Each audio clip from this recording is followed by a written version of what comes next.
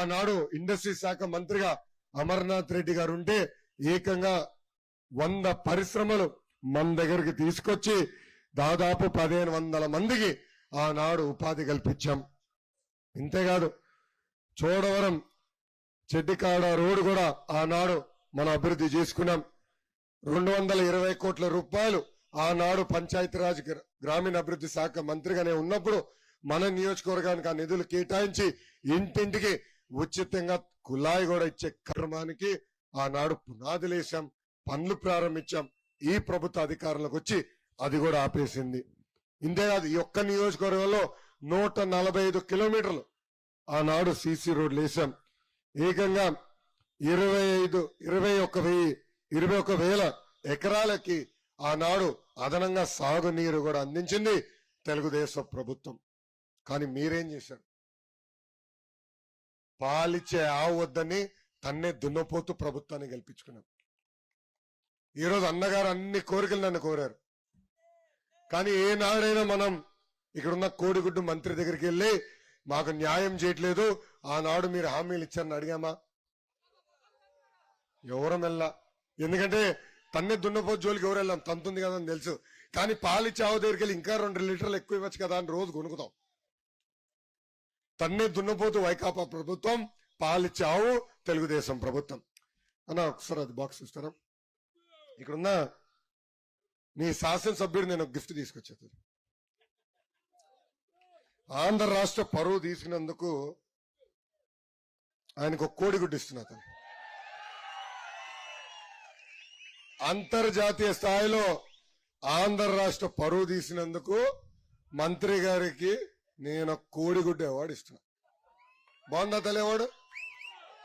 కరెక్టే కదా? ఇక్కడ ఉందా కోడిగుడ్డు అమ్మకి? పర్ఫెక్ట్ కదా ఇది? అన్నగారికి ఇస్తున్నా, డెలివరీ చేయమని నేను కోరుతున్నా. జాగ్రత్త అన్న. ఏమా ఈ కోడిగుడ్డు మంత్రి ఏకంగా పరిశ్రమల శాఖ మంత్రి ఆడుతుంది. అదృష్టవంతుడు, చిన్న వయసులో పరిశ్రమల శాఖ మంత్రి. ఇంకా మంత్రి గారి నియోజకవర్గం ఎలా ఉండాలి తల్లి? అసలు కంచుకోటలాగా తయారు చేయాలి. ఎక్కడ చూసినా రోడ్లు పడాలి. ఎవరిని ఉద్యోగం పెడితే రారా ఇదిగో లెటర్ తీసుకో, పలానా కంపెనీకి వెళ్ళు, ఉద్యోగం వస్తుందని చెప్పాలి. ఈ సభాముఖంగా కోడిగుడ్డు మంత్రిని సూటిగా ప్రశ్నిస్తున్నా, మీ నియోజకవర్గంలో కనీసం ఒక్కరికన్నా మీరు ఉద్యోగం కల్పించారా? మీరు మంత్రిగా ఉన్నప్పుడు నియోజకవర్గానికి ఒక్క పరిశ్రమను తీసుకొచ్చారా? ప్రాంత ప్రజలు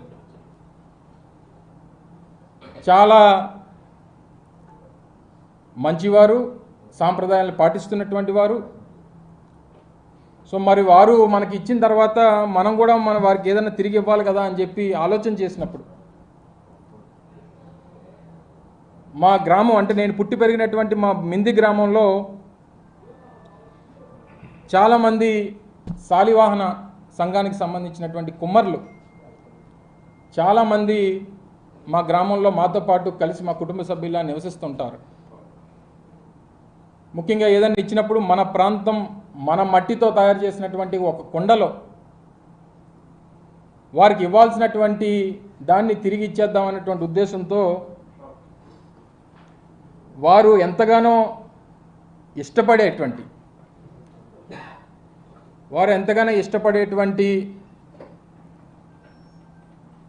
ఈ పప్పుని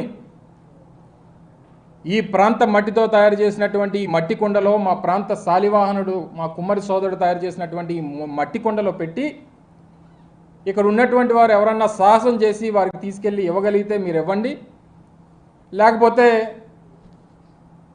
వారే పరిగెట్టుకొని వచ్చి దానికి ఆయనకి ఇష్టమైనటువంటి ఐటెం కాబట్టి నేనే వచ్చి తీసుకెళ్తానంటే తీసుకెళ్ళమనండి, ఎక్కడే ఉంచుతాను దీన్ని. కాకపోతే ఈ పప్పుతో పాటు ఇందులో కాస్త ఉప్పు కారం కూడా కలిపా. కేవలం ముద్దపప్పు అయితే సరిపోదు వారికి. కాస్త ఉత్తరాంధ్ర ప్రాంతం అనేక సందర్భాల్లో